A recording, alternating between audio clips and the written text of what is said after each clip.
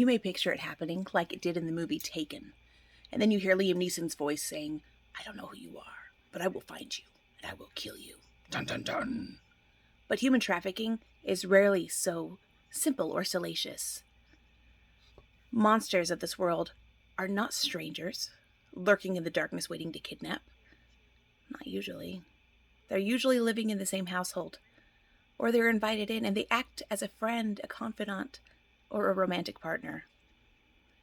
According to the USAA 2021 Human Trafficking Report, traffickers often use fraudulent, coercive, or manipulative means with their victims, because then there is no need to restrain them. Human trafficking, by definition, requires force, fraud, or coercion. In the case of someone engaged in commercial sex acts under the age of 18, none of those need to be considered if it's still sex trafficking. Another misconception is that sex trafficking or human trafficking requires movement across a border. And it's called trafficking after all, right? But it's a crime of coercion and exploitation, not movement.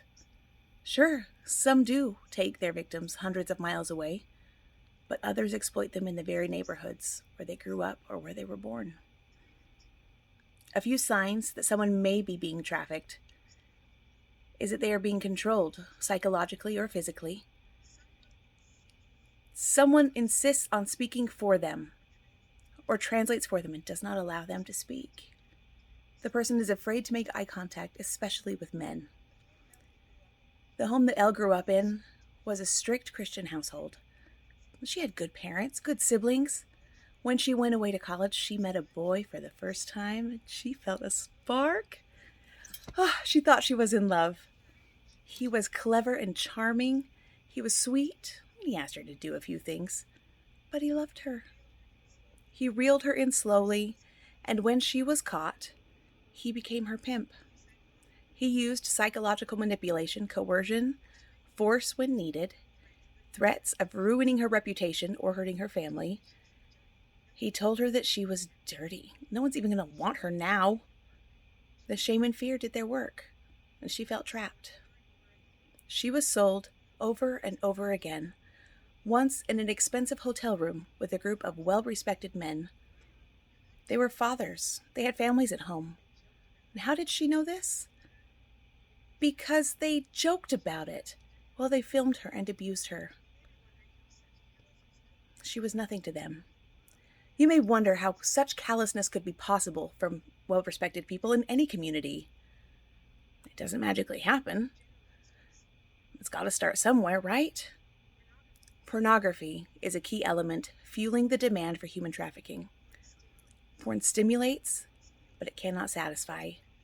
Consequently, the lure goes deeper into hardcore pornography, and ultimately, it drives people into doing things that they never thought they were capable. It ultimately leads to acting out fantasies on human victims. Child trafficking, child molestation, internet predators. Pornography is mass prostitution for consumption. Pornography and sex trafficking are inextricably linked. In 2017, one porn site claimed 29.5 billion porn visits per year. That's 81 million a day. Traffickers use pornography to train their victims, or they use it to advertise them, or they use it to improve their financial gain from their victims. Because after all, you can sell a person over and over again. The truth is, when someone views pornography, they do not know if the person on the other side of that screen is a victim of sex trafficking. The more people that watch porn, the greater the demand for sex trafficking will be. Elle eventually got out. It took her a while, but now she leads a community for survivors, with resources and help. If you suspect anyone of human trafficking of any kind, call the hotline number at 888-3737-888.